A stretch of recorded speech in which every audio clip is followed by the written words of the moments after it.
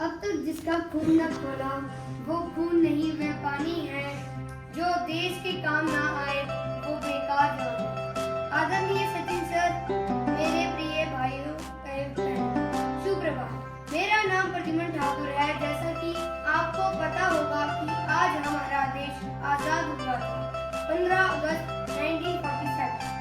आज मैं आप सभी के सामने हमारा देश कैसे आजाद हुआ और कुछ क्रांतिवीरों के बारे में बताऊंगा जिन्होंने अपना लहू बहाकर हमारे देश को आजाद किया था। अगर मैं आपको सारे क्रांतिवीरों के बारे में बताऊंगा तो शायद रात भी खत्म हो जाएगी, पर मैं उनके बारे में पूरा नहीं बता पाऊंगा। तो अब मैं आपको हमारा देश कैसे आजाद हुआ था और कुछ क्रांतिवीरों के बारे में बताऊंगा। सबसे पहले हमारा देश कैसे आजाद हुआ था उसके बारे में जानेंगे। देश इस 15 अगस्त को अपनी आजादी के 77 साल पूरे करेगा। यह आजादी का अमृत महोत्सव है। करीब 100 साल तक लड़ाई लड़ने के बाद 15 अगस्त 1947 को अंग्रेजों के चंगुल से देश आजाद हुआ था। इस संग्राम में करोड़ों देशवासी अपनी आजादी के लिए लड़े, लाठियां खाई, तकलीफें झेली, लेकिन देश को कभी झुकने नहीं दिया।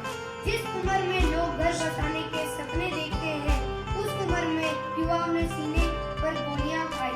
कईयों ने अपने देश के नाम अपने पूरे जीवन को कुर्बान कर दिया। अब मैं आपको कुछ क्रांतिवीरों के बारे में बताऊंगा। हमारे देश की महिलाओं ने भी अपना लहू बहाया है, जैसे रानी लक्ष्मीबाई, विजय लक्ष्मी पंडित आदि। हमारे देश के पुरुषों ने भी अपना जीवन इस देश के नाम किया है, जैसे सुभाष चंद्र बोस, महाराणा प्रताप सिंह और भी आदि। आज मैं आपको ज्यादा नहीं, बस रानी लक्ष्मीबाई और महाराणा प्रताप सिंह के बारे में बताऊंगा। रानी लक्ष्मीबाई का असली नाम मणिरिंका था। बचपन में सभी उन्हें प्यार से मनु कहकर बुलाते थे। उनका जन्म वाराणसी में 19 नवंबर 1828 मराठी परिवार में हुआ था। वह देशभक्ति, बहादुरी, सम्मान का प्रतीक है।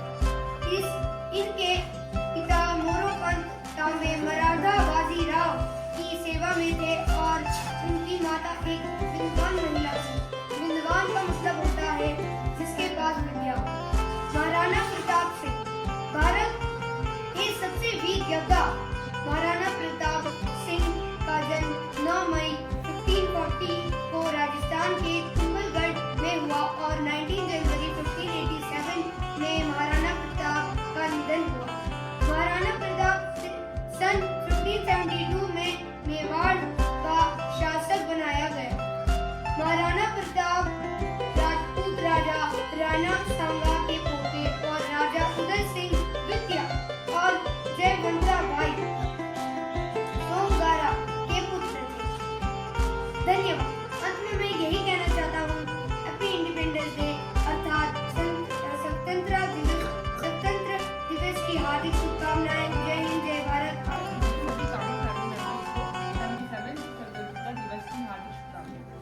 हम सब 15 अगस्त उन सभी वीर जवानों और स्वतंत्रता सेनानियों को श्रद्धांजलि देने के लिए मनाते हैं।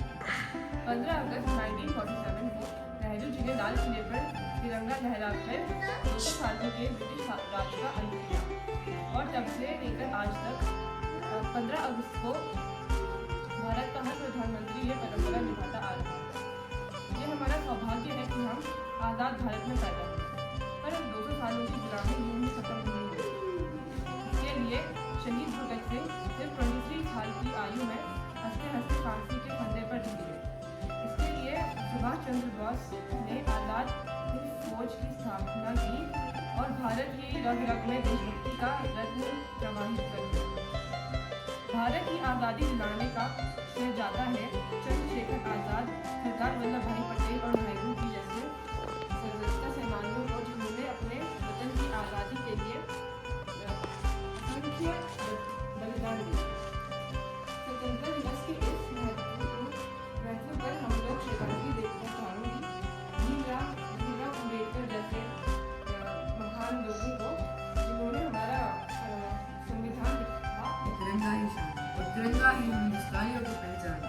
आदरणीय सचिन सर तथा मेरे प्यारे भैया और मैं अदनव सिंह आज आपके सामने स्वतंत्र दिवस के बारे में कुछ सब कहना चाहूँगा। पहले तो आप सभी को स्वतंत्र दिवस की हार्दिक शुभकामनाएं। 15 अगस्त 1947 को हमारा देश ब्रिटिश शासन से मुक्त हुआ था। हमारे देश को आज़ाद करने के लिए कई वीरों ने अपना बलिदान दिया, जैसे सुभाष चंद्र बोस, रानी लक्ष्मीबाई, एस चंद्रशेखर, भगत सिंह, राजगुरु, सुखदेव, ऐसे अनेक नेता, ऐसे अनेक वीरों ने अपना बलिदान दिया। आज भी सैनिक मातृभूमि की रक्षा के लिए सीमा पर खड़े हैं, उनको मेरा सलाम। आज हम 77वां स्वतंत्र दिवस मना रहे हैं। आज के दिन हर घर, हर गाड़ी, बाइक, स्कूटी सब पे हमारा तिरंगा फहराता है। आज के दिन प्रधानमंत्री हर साल लाल किले में अपना तिरंगा फहराते हैं। तो चलिए आज हम सब मिलकर अपने राष्ट्र की स्वतंत्रता व सार्वभौमिकता की रक्षा का प्रण लेते हैं। जय हिंद, जय भारत, धन्यवाद। ये बात हवाओं को बताए रखना, रोशनी होगी चिरागों को जलाए रखना, लहू देकर जिसकी हिफाजत हमने की, ऐसे तिरंगे को सदा दिल में बसाए रखना। Respected Sachin sir and all the students, I would like to start by wishing you all a very happy Independence Day. Express gratitude for the sacrifices made by the freedom fighters and celebrate the hard-fought independence that we enjoy today. Today I am going to tell you a short story about the independence of our country. Over the course of year, India has faced several invasions due to its rich heritage, culture and money.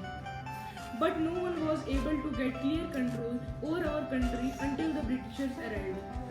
It all started with the British East India Company, who slowly gained power by its trade and took control over the entire country. This company entered in India in the early 17th century as a trader, but after the Battle of Plassey in 1757, it began to gain power and it ruled by damaging social, economic, cultural and political life of our country. At first, many Indians supported Britishers, but later many opposed foreign rule.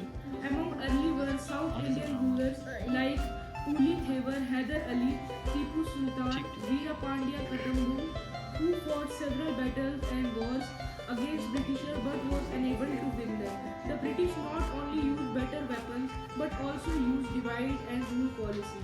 अंग्रेज़ों ने हमारे देश की एकता को तोड़ने के लिए हमारे जो देश की अलग अलग जातियां हैं उनको बांटा ताकि हमारे देश के जो लोग हैं वो आपस में लड़ें।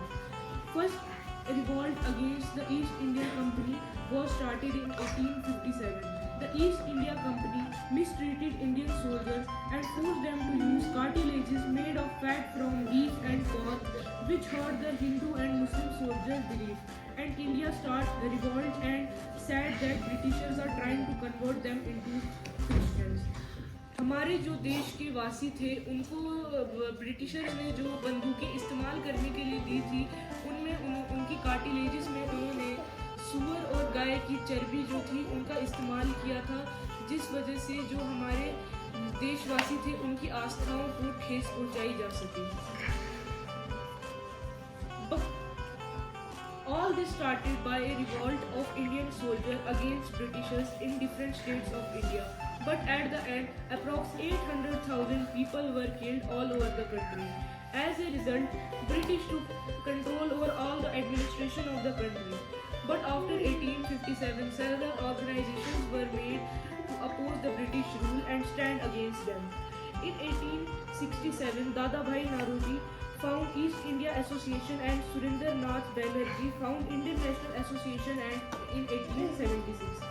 Later in 1885, Indian National Congress was also formed to oppose the British policy. Since British failed to grant demand to the Congress, many Indians started questioning against the Britishers and established several organizations to revolt against them. Several leaders like Swami Vivekananda, Rabindranath Tagore, V.O. Chidambaram and Subramaniam Bharati evoked a sense of nationalism among Indians. Radical leaders like Bal Gangadhar Tilak advocated complete freedom and inspired many Indians with his famous slogan,